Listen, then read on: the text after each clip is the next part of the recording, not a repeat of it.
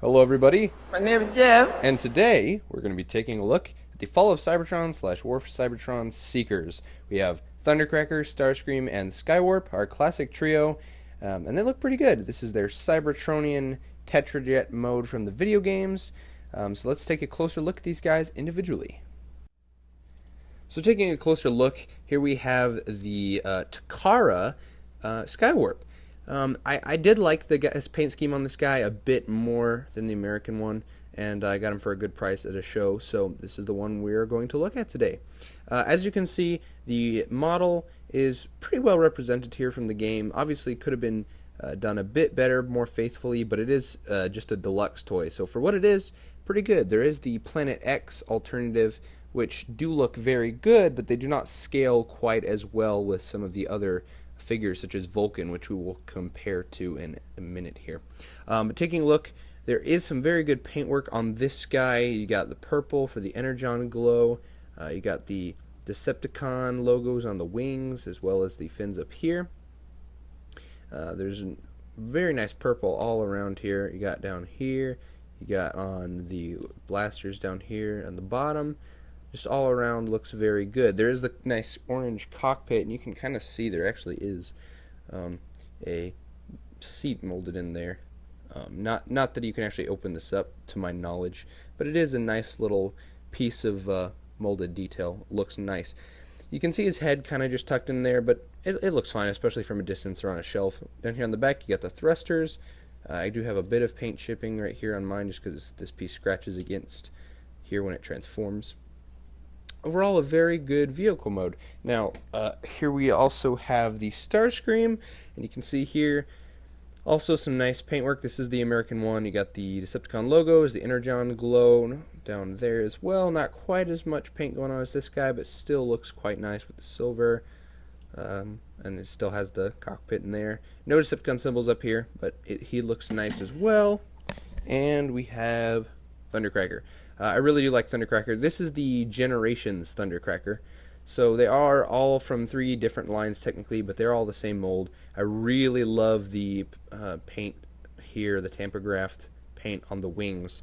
These guys just have normal insignias and a little bit of detail here on Skywarp, but he has the full detail like in his G1 design, and I do love that. And he also has the purple kind of cyber glow here and here, whereas the others do not. So he is a bit more unique. Now, to compare this mold to some other Seeker molds in this mode, we have the classic Seeker mold, and you can see here they're definitely a lot smaller, but this is going for something completely different, so for what it is, it's not bad, just since this one is Thundercracker. There's that. Yeah, these are both pretty good for different reasons, but you can just get a sense of scale with that.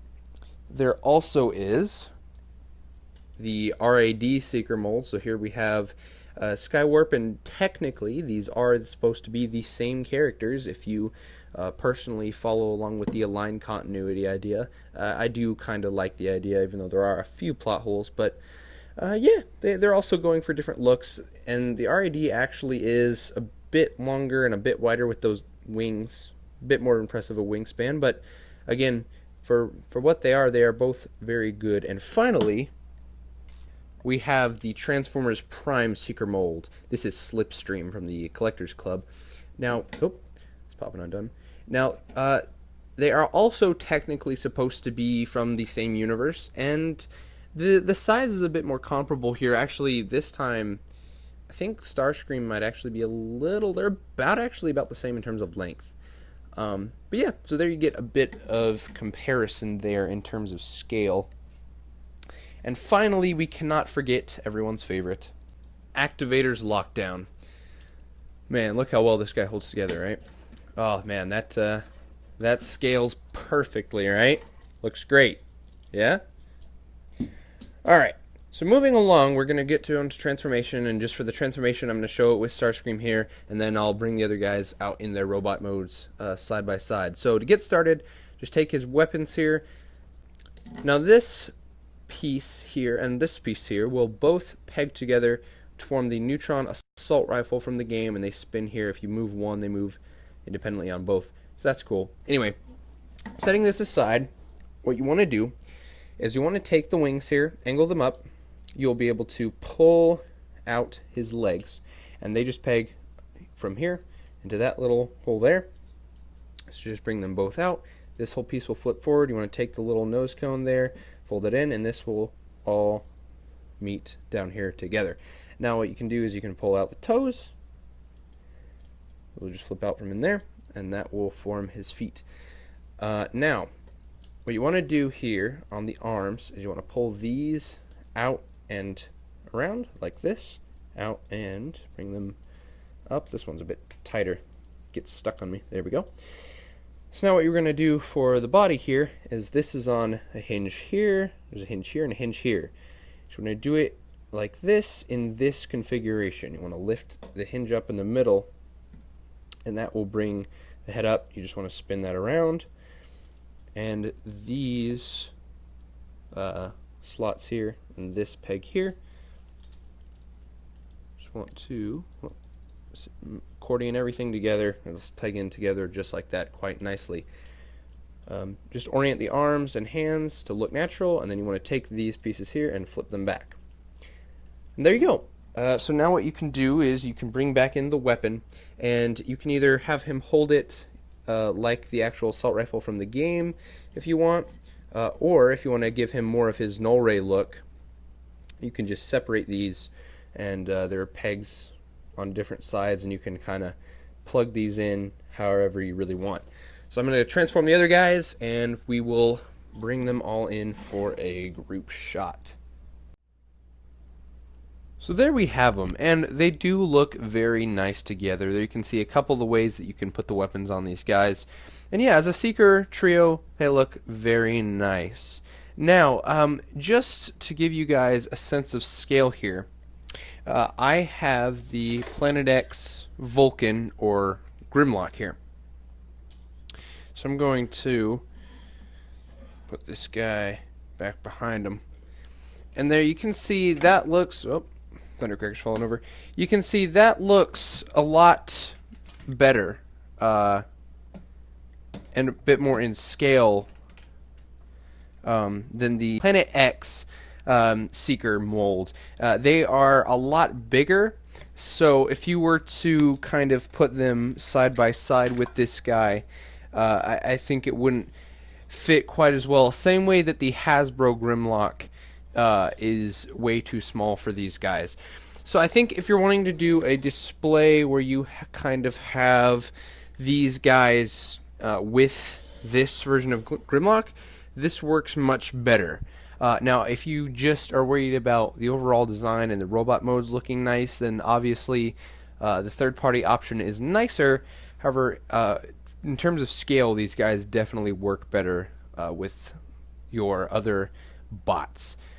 Anyway, so looking at some of the detail in this mode, we have Skywarp here. And the paint comes through looking very nice. You can see more down here on the legs, that nice gunmetal color. See a bit more of translucent here, and you can see the head sculpt here. Let's see if I can get some good light on it. You can see that looks pretty good, fairly accurate. They all have the same expression, same head sculpt, no differentiations between that. Apart from the body color, they are all exactly the same mold, which is unfortunate. It would have been nice to see maybe some other slight variations in terms of their expression, but it is what it is. But yeah, in robot mode, they all have a little bit more color down here at their legs. Another size comparison for these guys, we will bring back in the RID Seeker there to give you kind of a sense of scale. They're about the same size. We have the Classics Generations Universe, just the Seeker mold without his null rays there. And then we have Slipstream. So you got a lot of Seekers here, and obviously Slipstream's going to be taller, but you can kind of get an idea of how big they are. But yeah, they work here in this scale. They're all about the same size there. To look at articulation on these guys, we're going to use Thundercracker here. So for articulation, the head can rotate. It's a bit hard to get your fingers in there on it because of these, but you can just fold them forward and get access to it. The shoulders have a bit of this butterfly very slightly just because of the transformation hinge there. They are on universal here, so they go forward and they can move out that far. They get hit by the wings eventually, but you can get pretty much full range there. There's a bicep swivel, actually a double jointed elbow, which is something you don't see quite a lot within Transformers, which is nice. And then you get a wrist swivel. So that's very nice. Nothing at the waist here, but you do get those universal joints there, so you can get out really far. You can get all the way back and all the way forward. Pretty much everything you would possibly need, as well as the swivel there. You get the knee. And then at the foot, you can move the little toe. And there's actually an ankle tilt, which again is something you don't see a lot of, especially in the deluxe size for Transformers. So very good in the way of articulation.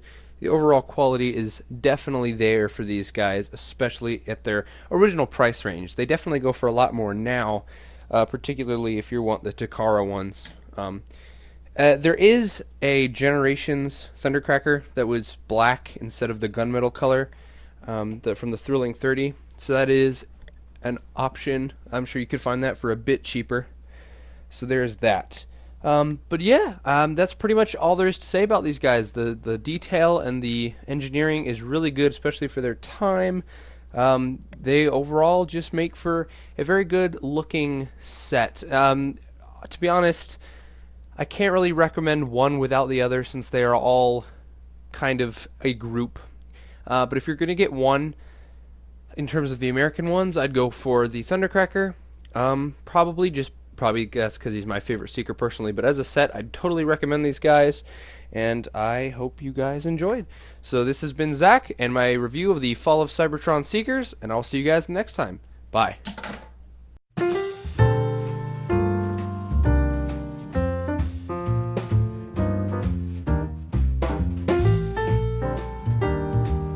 Hello, comrades, and welcome to my review of the come on. 3-0. Would you look at that? Well, that's, I left his head out. Alright. Hello, everyone. It is your friend Zach,